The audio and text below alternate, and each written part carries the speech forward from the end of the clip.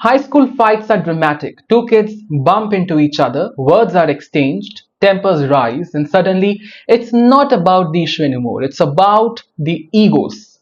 Neither one wants to back down, neither one knows how to back down and when to back down. And the rest of the class, they are just standing there watching the show, amused, shocked, and wondering where will this end? That's exactly what's happening in the world trade right now. The US and China, the world's two biggest economies, are in a full-blown fight. And in the last 24 hours, things got even more interesting.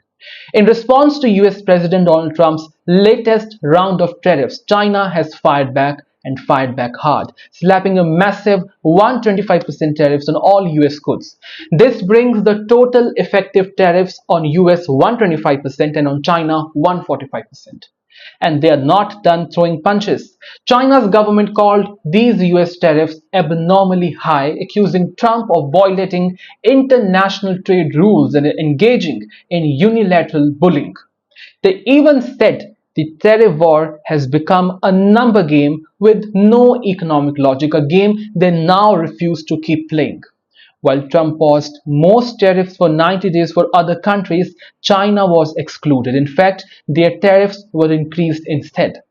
China didn't waste time in retaliating. They now curbed imports of Hollywood films and US soybeans, once America's biggest agricultural export to China.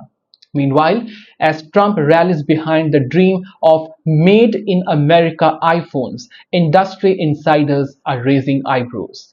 Experts argue that bringing Apple's production stateside is not only logistically daunting but also economically unviable in the short run. Manufacturing an iPhone isn't just about assembling parts. It's a massive supply chain operation involving hundreds of suppliers, precise tooling, and an army of specialized engineers. China's infrastructure, built over decades, simply cannot be replicated overnight, even if US tries its best. Even if Apple wanted to manufacture entirely in America, the cost of production would skyrocket. Estimates suggest that a US-made iPhone would cost you over $2,000.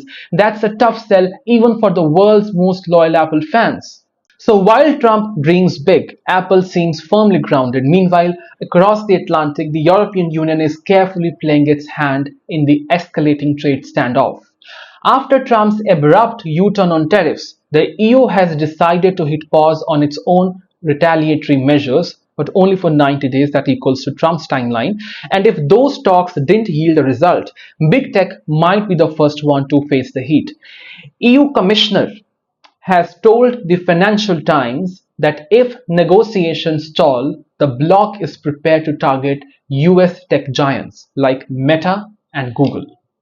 These companies could face new levies on advertising revenues, a strategic move designed to strike where it hurts. The markets are shifting in Europe's trade strategy, moving beyond traditional goods into the digital economy. She said, and I quote, "If negotiations are not satisfactory, our countermeasures will kick in." This is what she said to Financial Times. While she floated the idea of eliminating tariffs on industrial goods altogether, the US, Washington, isn't buying it, at least not yet. US officials argue that EU's non-tariff barriers like strict product regulations and VAT rules already disadvantage American companies. Complicating things further, the EU refuses to revisit its digital market rules, policies that United States officials claim unfairly target American firms. Still, talks are going on. EU Trade Chief Marcos confirmed that he is in regular contact and regular touch with his American counterpart. But with over 20 billion in potential tariffs on the table, including soybean, motorcycles, and cosmetics, the clock is ticking fast. And that's everything latest on Trump tariffs. We are tracking every single update on this. Stay connected as we decode the biggest financial events of our times.